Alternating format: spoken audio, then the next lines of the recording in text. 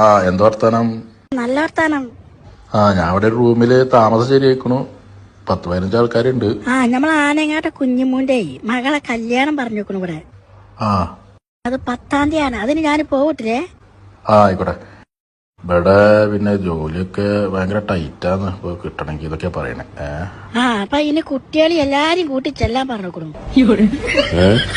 ഞാൻ കുട്ടികളെയൊക്കെ കൂട്ടി പോട്ടെ. ഇജ്ജ് പോയിക്കോ.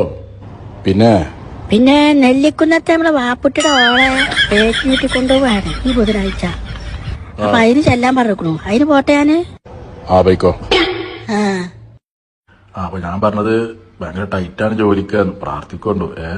ഈ വിസിറ്റിൽ വന്നിട്ട് ഇപ്പോ റൂമിലൊന്നും ഭക്ഷണമല്ല, പുറത്തുനിന്ന് കഴിക്കണേ. അതിന്റെ ചെലവും ഇതൊക്കെ പാടപ്പം ഇങ്ങനെ ബുദ്ധിമുട്ട് തന്നെയാണ്.